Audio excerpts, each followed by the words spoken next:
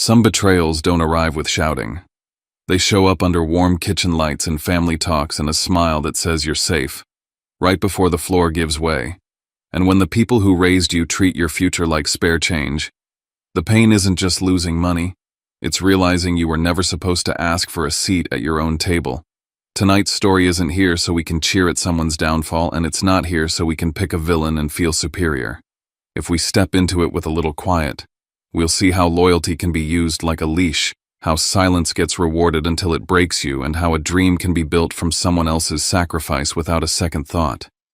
Sometimes the most brutal moments happen between bites of dinner with napkins folded neatly while your heart is screaming. So stay with me for a minute. This is the story of Archer Wynn, whose parents bought his golden sister her dream house right after draining his 120K MBA fund, and how justice, karma, and one ruthless uncle turned that private betrayal into something the whole town couldn't ignore. Before I share the story, I want to know you are here with me. Just say listening in the comments or tell me where you're watching from. I love hearing how far my story can reach. Sometimes even the smallest connection can make a story feel heard. Thank you. And now, here's my story. If you've ever been the strong one in your family, the one who gets used because you don't fall apart, subscribe and stay with me, because what happened next taught me that silence is exactly what people like this count on. My name is Archer Wynn, and I'm about to tell you how justice, karma, and my uncle's ruthless plan gave me my future back. I don't believe in gut feelings.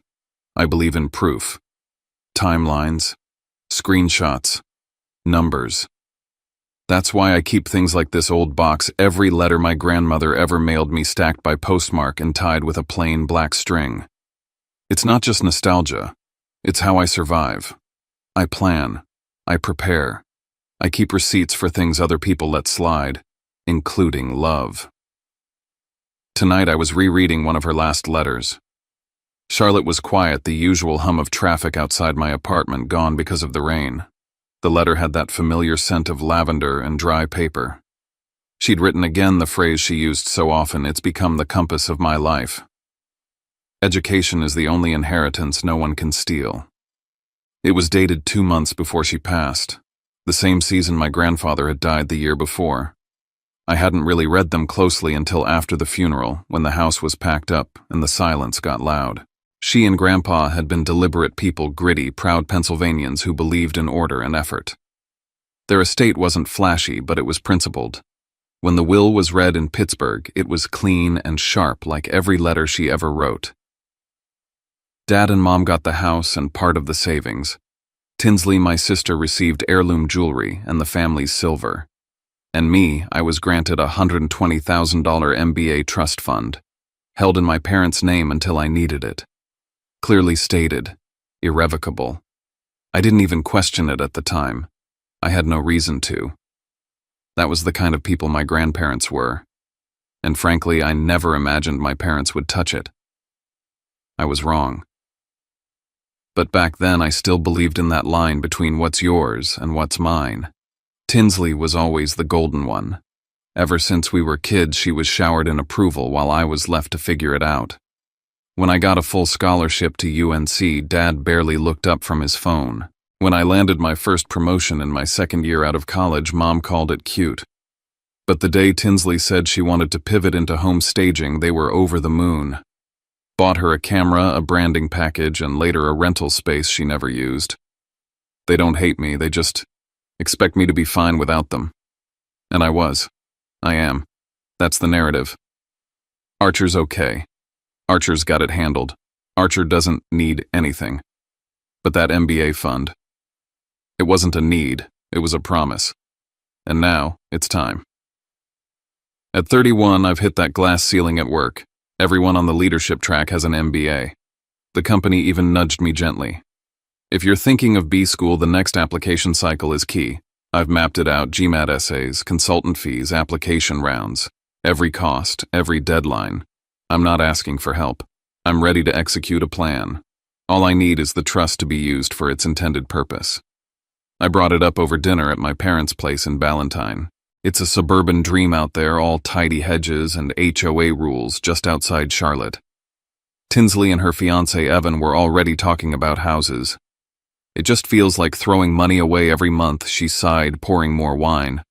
Renting is basically lighting a match to your paycheck. Mom nodded, sympathetic. You kids deserve to own something. Build equity. Stability. I cleared my throat. Speaking of building, do you have the current balance of the MBA fund? I'm finalizing budgets for GMAT prep and applications. There was a flicker. Just a pause. Dad looked away, then said, Well, we'd have to check. Mom jumped in. Don't stress that right now, honey. Just focus on nailing the GMAT. When you need it, we'll figure it out. Except... That wasn't right. This wasn't some random question. It was a specific ask about a fund they were legally holding. A simple number should have come fast. Instead, their tone was murky. Dismissive. I didn't push then. I just smiled. Noted it. Later, as I passed through the upstairs hallway, I noticed something subtle. A drawer in Dad's office slightly ajar. Envelopes shifted. I'd seen that bank statement before, now it was gone from the usual spot. And downstairs, when I walked past Mom, she instinctively flipped her phone screen down. I left with that tight feeling in my chest. That scratch of something not quite right. It wasn't suspicion yet, but I wasn't just asking anymore. I was watching. And I made a choice that night back at my apartment in Charlotte, sitting at my desk with her letters around me. I was going to ask again. Not casually, not softly. This time, I'd demand a real answer. Because that fund, it's not just a number, it's a line. And I have a sinking feeling someone crossed it. I spent the next morning like a man building a case. I opened a new folder on my desktop, MBA Trust Inquiry. I created a spreadsheet. Columns for date, message, response, status. If they were going to dodge me again, I'd have the receipts this time. I wasn't going to make this emotional. I was going to make it official. First step, text message. Hey Mom, just need confirmation of the MBA fund balance this week. Finalizing budgets. Would appreciate having the number by Friday. Clear, respectful, reasonable. Her response. Let's talk about it soon. Maybe this weekend. I added it to the spreadsheet. No number given. Deferred response. By Wednesday, nothing. Thursday, silence. Friday morning, I sent a follow-up. No reply. That Saturday, I drove back to Ballantyne. This time, I wasn't making small talk. I sat down across from them in the sunroom and said it flat out. I need the balance. It's time. I've already started the application process. Dad rubbed the back of his neck. Mom gave me that practiced, wounded look. Archer, you always make everything so formal. It's family. And this fund, I said, voice even, was a legal inheritance.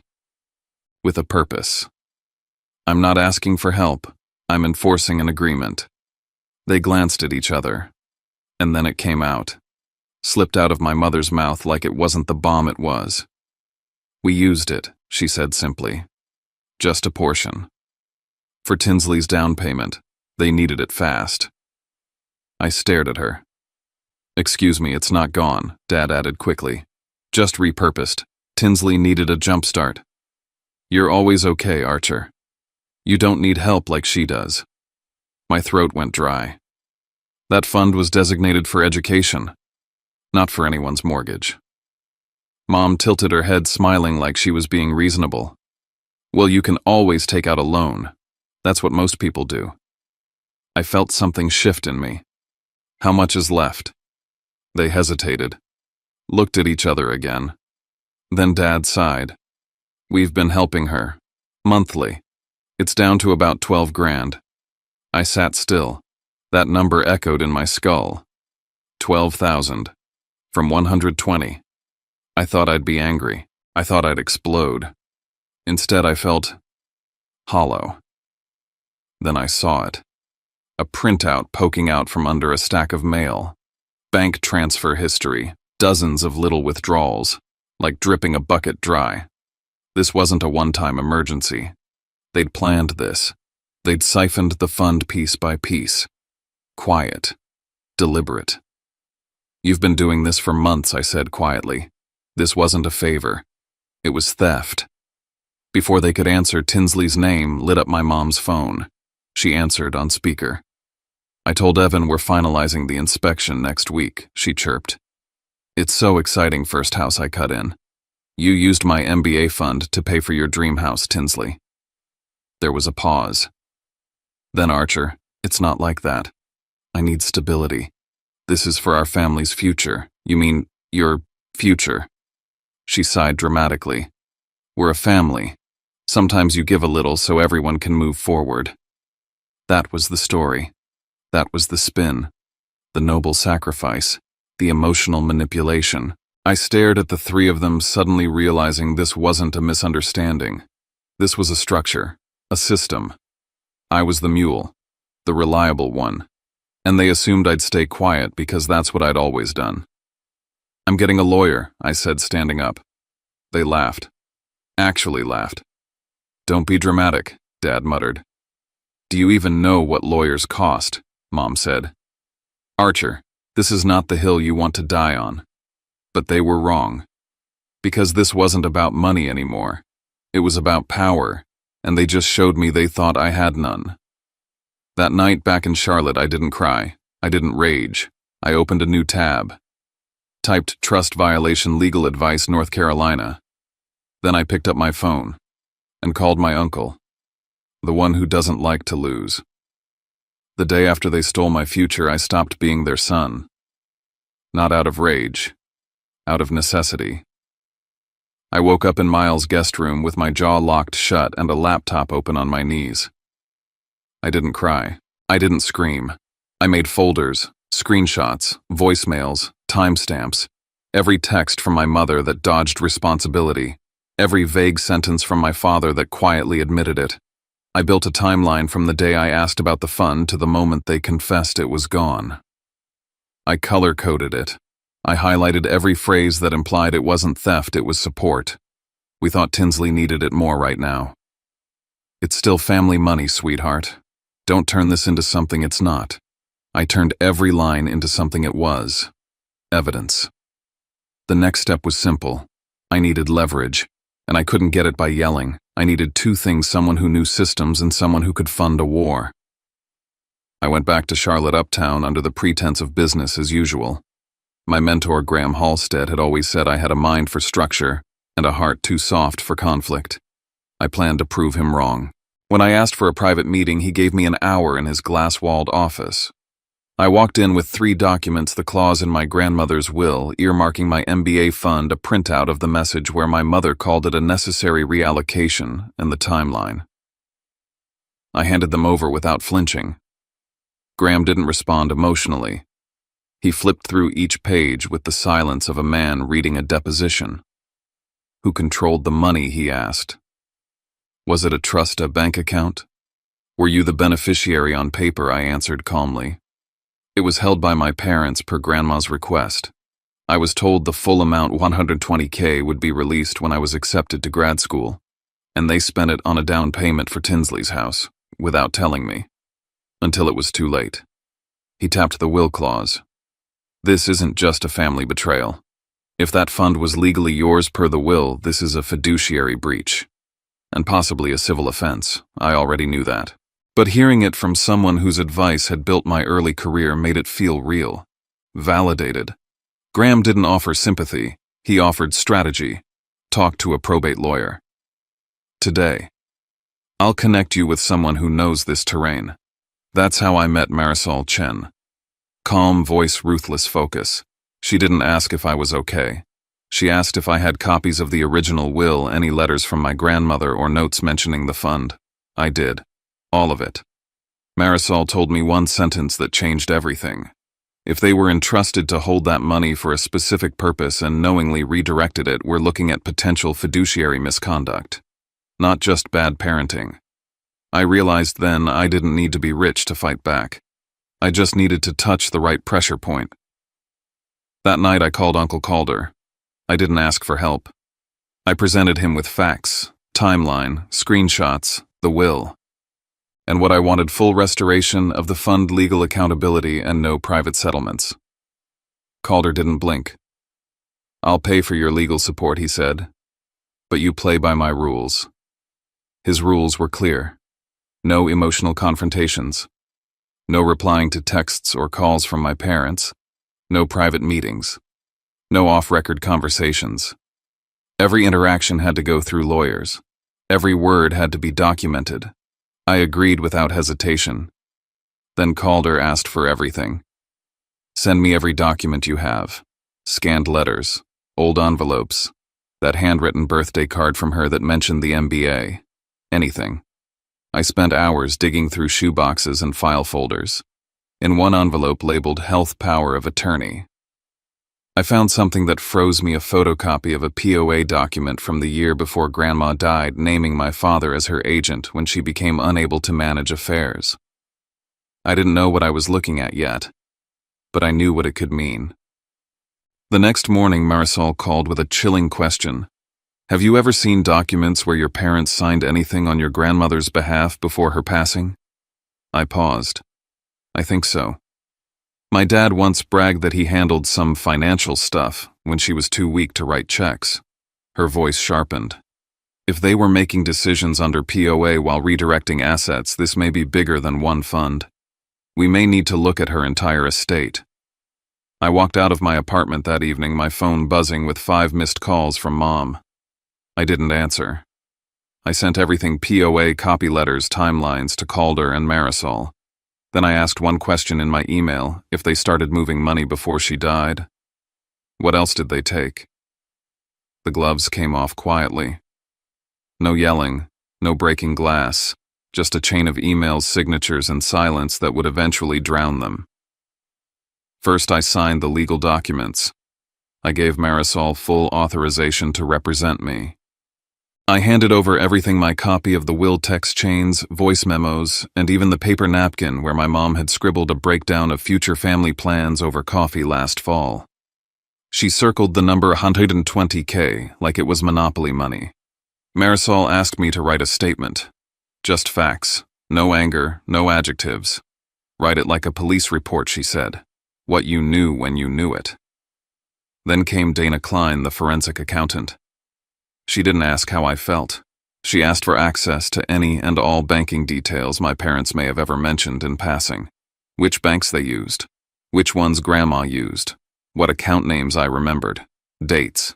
Even old login screens if I'd seen them. You're not suing your parents, she said. You're conducting a financial autopsy on your grandmother's trust. Her words stuck. Within 72 hours, Dana sent a message that made my blood run cold. She'd begun reconstructing the movement of funds. It wasn't one withdrawal, she wrote. It was a pattern. Small transfers. Monthly. Across almost a year. My stomach turned. It wasn't just a betrayal, it was premeditated. Then the first counterattack came. A voicemail from my father's attorney offering a family solution. We're prepared to repay a portion of the MBA fund, say $60,000, with the understanding that Archer ceases all legal proceedings and agrees to keep the matter private. Calder laughed when he heard it. We don't do half apologies, he told them. Repay the full amount with interest, legal fees, and investigative costs. Or we go to court. That was the first time I realized Calder wasn't just helping me. He was enjoying this. But things escalated faster than I expected. A distant cousin texted me, "Hey, just heard you're helping Tinsley with her house. That's amazing of you." My jaw locked. I hadn't told anyone, which meant my parents were already spinning a new narrative, one where I was the generous brother willingly funding the dream. Marisol's response was immediate. They're planting witnesses. Screenshot every message. This is narrative warfare now. I moved out of my apartment and stayed full-time at Miles's place. Calder hired a PI, nothing invasive, just someone to document any unexpected visits or attempts to contact me. I filed a request with my building to deny access to my parents. The conflict had left the dinner table. It was now strategy, surveillance, and subpoenas. Then came the message from Tinsley. She emailed me, soft, emotional, full of pastel words. I didn't know where the money came from. Mom and Dad just said they had savings. I thought maybe you'd offered, but I never asked. I was almost moved, until she mentioned the exact amount of the first transfer. A figure only someone watching the account or orchestrating the deal would know. Marisol's tone shifted. She's trying to shield herself, but if she knew enough to reference that transfer, we may have a case for knowing participation. And just when I thought I couldn't be more nauseated, Dana called again. She had one question. Do you recall if your grandmother ever formally revoked the POA before she passed? Because based on the bank records, your father was still acting under it when those transfers occurred. That was it. The line we'd been circling. I remembered Dad saying once casually, "Your grandma wasn't doing well, so I had to step in and move some things around." That was months before she died. If they were using her signature to drain her money while she was alive under a POA, this wasn't just civil court anymore. This could be criminal. I ended the day with Calder's warning ringing in my ears. From now on, they won't just try to reason with you. They'll come for your name, your job, your integrity. He wasn't wrong. And for the first time, I saw my parents clearly not as people who loved me, but as architects of a lie they were willing to defend at any cost. I thought I knew the price of justice. Turns out I hadn't paid enough yet. The air in Calder's office that morning was sharp with purpose. Marisol sat across from me with a folder in her hands, her eyes steady. "We're filing the civil petition today," she said, simultaneously opening a gate toward potential criminal review only if the evidence justifies. I signed. It was more than paperwork. It was a declaration. A cold acceptance that the road ahead wouldn't end with a tearful family dinner or a cheap apology. No, I was stepping into a fight. That same day, we got a call from someone I didn't expect. Renee Carter. She used to care for my grandmother in her final months, a quiet woman who never overstayed her welcome. Renee had heard there was a dispute over the estate and said, "I think I have something that might matter." We met at a dusty diner near Concord. She brought a worn spiral notebook, her personal care diary filled with neat slanted handwriting. "I wasn't supposed to record things like this," she whispered. "But your grandmother was clear. She talked a lot about your MBA fund. Said it was yours, not to be touched by anyone else. She was adamant." She pointed to an entry dated just a month before Gran passed. Left instructions again, MBA trust fund is only for Archer. Warned me not to let your parents near it. I sat there gripping the edge of the table, something inside me cracking. My grandmother's voice, even from the grave, had returned to stand by me. That notebook wasn't hearsay. It was a voice that couldn't be dismissed. Back at Calder's, Dana pulled me aside. "We traced several financial transactions," she said, flipping her laptop around. "Your parents began reallocating funds from Gran's accounts 2 weeks before she died during the period the POA was active." Marisol joined in explaining. "If we can show misuse of power of attorney while your grandmother was alive, it elevates the case from civil mishandling to something closer to financial abuse." I remembered the funeral, me in a black suit barely breathing, them calculating, coordinating, wiring. It made my stomach turn. But we weren't done. Marisol executed our first tactical strike. She notified the mortgage underwriter handling Tinsley's dream home purchase. The down payment funds were under dispute, part of a condition-bound trust that had been accessed without consent. We weren't asking for anything, just informing them. Paul Denby, the underwriter, responded within hours. The loan file was flagged. Due to potential source of funds irregularity, the note read, "We are pausing final approval until documentation is clarified." That moment shifted the battlefield. Because while I had been climbing uphill with law and logic, Tinsley had been floating on a cloud of granite countertops and open-concept dreams. Now the floor beneath her had cracked. Evan called me the next evening. I didn't answer, but he left a voicemail that said, "Everything, man, why are you going this far? You're blowing everything up, everything." As if I hadn't already lost it. I played it for Calder. He didn't comment, just saved the file. "They're beginning to reframe the story," he warned. "We need to stay 10 steps ahead."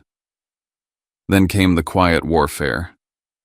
PI Lyle Mercer showed me footage my parents circling my old apartment complex in Huntersville. A woman, my mom's friend, lingering near the mailboxes. One of my neighbors said a cousin had asked if I still lived there. It wasn't direct harassment, but it was encroachment. Marisol made it clear we document everything. This pattern helps us if we pursue a no-contact motion. Then a new crack formed. During a scheduling call with my parents' lawyer, she paused and said I need to request a delay. I wasn't informed of certain timeline issues with the transactions. She sounded surprised, genuinely surprised. Marisol muted our end and looked at me. Your parents didn't even tell their own attorney the whole story.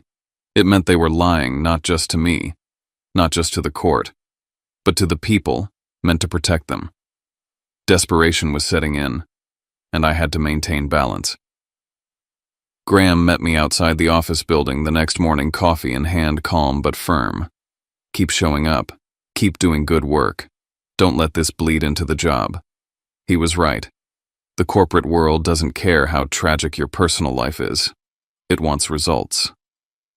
So I kept showing up, running strategy meetings while depositions were being scheduled behind the scenes, checking numbers while lawyers checked documents, smiling through emails while my sister's dream home cracked inch by inch. And then the call came in.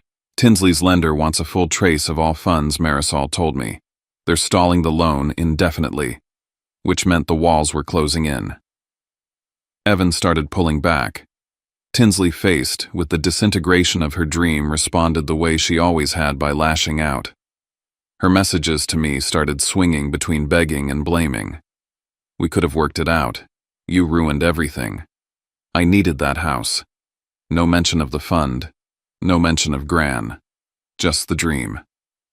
Marisol's final note before the chapter closed. If they start moving assets now, we'll need to file for a freeze. Calder, arms folded, added, now that the dream's collapsing, they'll do whatever it takes to make you the villain. I looked down at Renee's diary, then back at the silent phone. What else had they taken while pretending to grieve? We filed the motion to freeze their assets on a rainy Monday. There was something poetic about the weather, gray, heavy, unavoidable.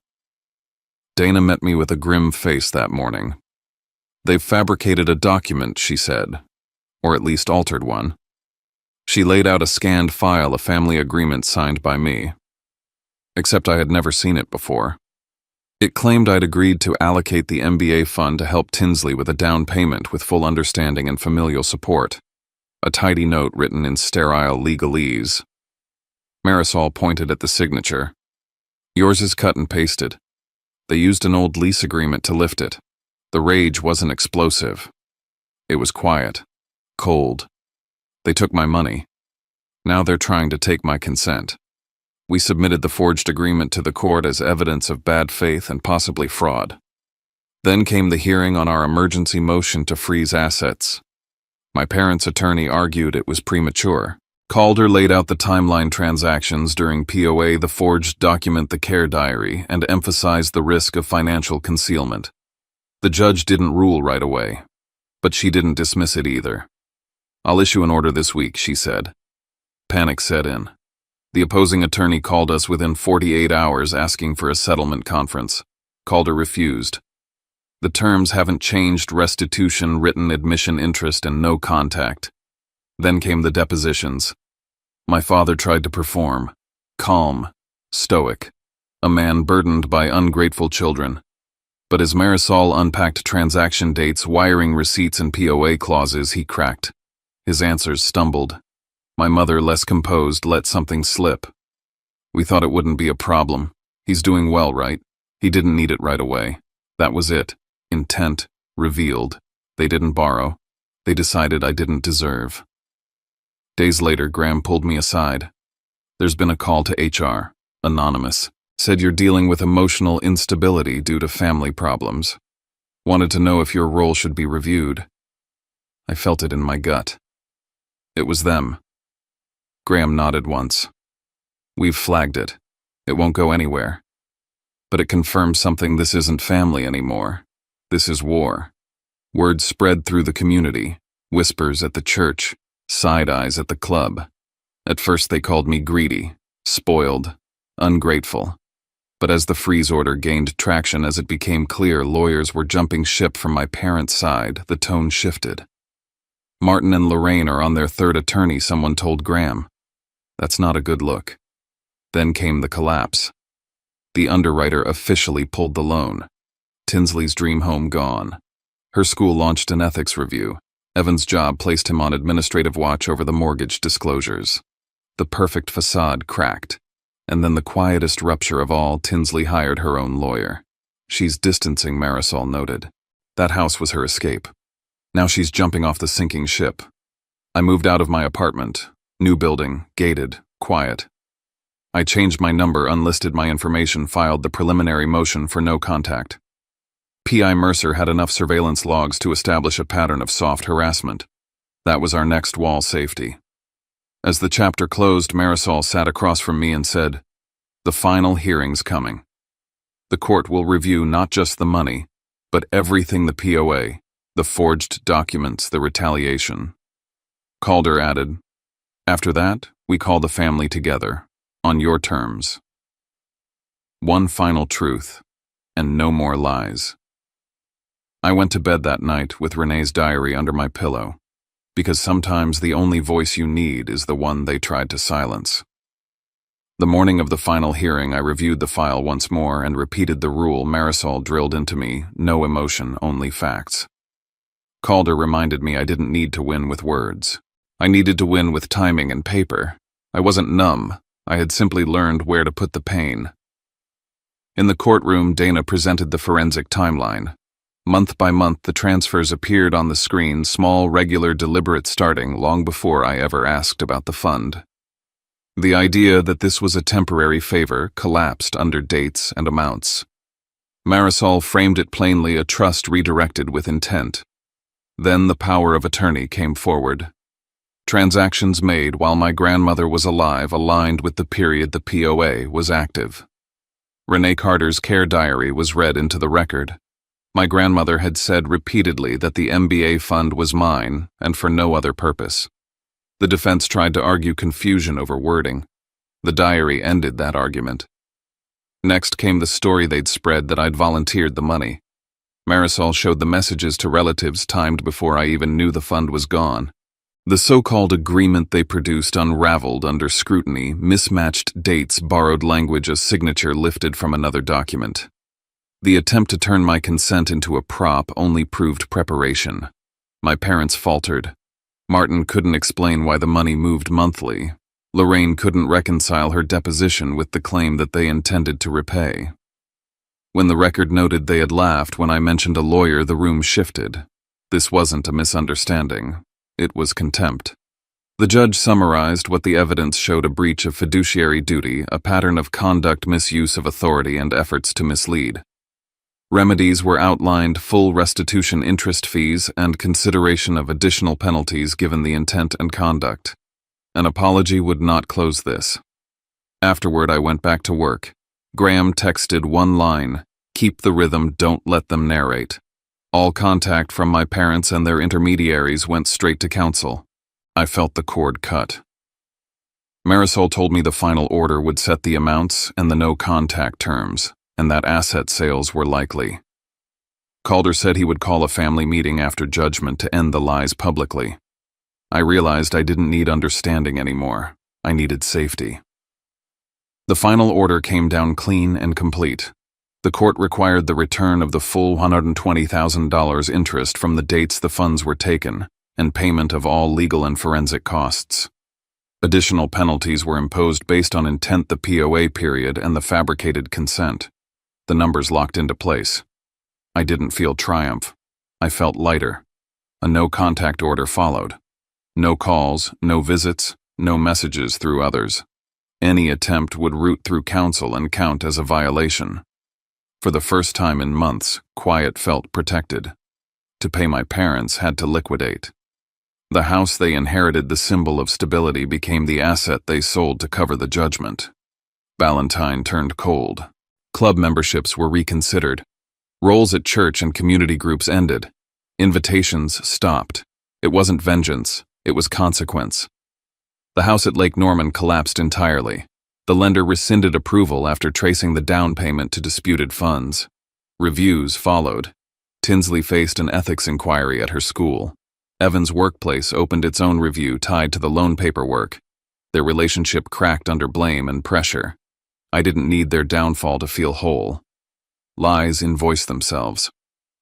Calder convened the family meeting. He laid out a brief timeline: monthly withdrawals, The POA window, the care diary, the manufactured consent backed by the court's order. Those who once urged me to settle went silent, then spoke plainly. Support evaporated. The image of a model family ended there. My path closed cleanly. I received my MBA acceptance with merit support. Graham approved my leave and confirmed the role waiting after graduation. I moved to a gated place in South Park with clear access controls. Numbers changed, emails blocked, everything channeled through counsel. Life resumed its cadence. I kept one letter from my grandmother on my desk. Education is the one thing no one can take from you. My parents tried with money. I kept it with law and discipline. I don't cut them out to punish them. I cut them out to live. This wasn't just a fight for money. It was a fight to reclaim my voice in a family that once taught me silence was respect and loyalty meant erasing myself. For so long I carried the shame of being the difficult one, the ungrateful son, the problem child who just didn't understand how family works. But the truth is, I understood too well. I saw what no one wanted to name, that sometimes the deepest betrayals wear the kindest faces, and the people who raise you can still choose themselves at your expense. And that's where I'm going to leave it. Not with fireworks, not with revenge, but with something quieter. When the dust settles, what stays with you isn't the paperwork or the numbers. It's the moment you realize you're allowed to protect your future, even when the people closest to you try to rewrite it. Sometimes the kindest thing we can do for ourselves is to stop arguing with someone's version of us and start building a life that doesn't require their permission. If you made it to the end, I'm grateful you sat with this. Maybe parts of it felt familiar. Maybe it didn't. Either way, stories like this remind us that we never truly know what someone is carrying behind a calm face. So if you're listening and you've been through something that forced you to choose yourself, I hope you're giving that younger version of you a little grace tonight. And if you'd like a place to keep listening and sharing when you're ready, subscribe and join this little corner of the internet. Not as a number, but as someone who gets it. If you want to leave a few lines in the comments, where you're watching from, or just a simple "I'm here," I read more than you think. Thanks for being with me, and I'll see you in the next story.